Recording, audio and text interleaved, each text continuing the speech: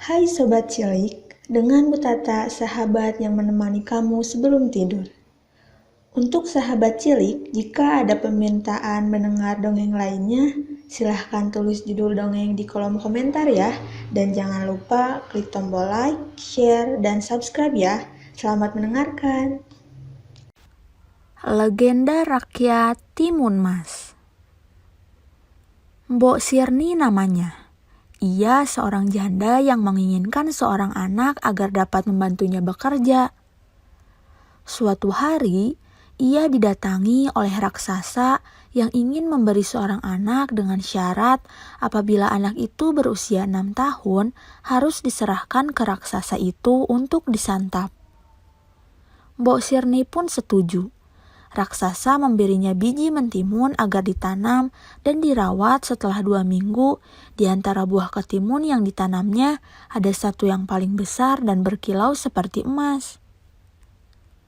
Kemudian Mbok Sirni membelah buah itu dengan hati-hati. Ternyata isinya seorang bayi cantik yang diberi nama Timun Emas. Semakin hari Timun Emas tumbuh menjadi gadis jelita. Suatu hari datanglah raksasa untuk menagih janji. Mbok Sirni amat takut kehilangan Timun Emas. Dia mengulur janji agar raksasa datang 2 tahun lagi.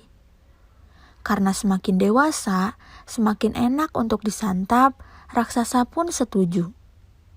Mbok Sirni pun semakin sayang pada Timun Emas. Setiap kali ia teringat akan janjinya, hatinya pun menjadi cemas dan sedih.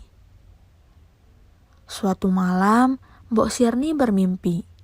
Agar anaknya selamat, ia harus menemui petapa di Gunung Gundul. Paginya, ia langsung pergi. Di Gunung Gundul, ia bertemu seorang petapa yang memberinya 4 buah bungkusan kecil, yaitu biji mentimun, jarum, garam, dan terasi sebagai penangkal. Sesampainya di rumah, diberikannya 4 bungkusan itu kepada Timun Emas, dan disuruhnya Timun Emas berdoa. Paginya raksasa datang lagi untuk menagih janji. Timun Emas pun disuruh keluar lewat pintu belakang untuk Mbok Sirni. Raksasa pun mengejarnya. Timun Emas teringat akan bungkusannya, maka ditebarnya biji mentimun. Sungguh ajaib, hutan menjadi ladang mentimun yang lebat buahnya. Raksasa pun memakannya. Tapi buah timun itu malah menambah tenaga raksasa.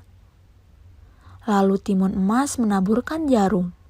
Dalam sekejap, tumbuhlah pohon-pohon bambu yang sangat tinggi dan tajam. Dengan kaki yang berdarah-darah, raksasa terus mengejar. Timun Emas pun membuka bingkisan garam dan ditaburkannya. Seketika, hutan pun menjadi lautan luas. Dengan kesaktiannya, raksasa dapat melewatinya. Yang terakhir, Timun Emas akhirnya menaburkan terasi. Seketika terbentuklah lautan lumpur yang mendidih. Akhirnya raksasa pun mati. Terima kasih Tuhan, Engkau telah melindungi hamba-Mu ini. Timun Emas mengucap syukur. Akhirnya Timun Emas dan Mbok Sirni hidup bahagia dan damai.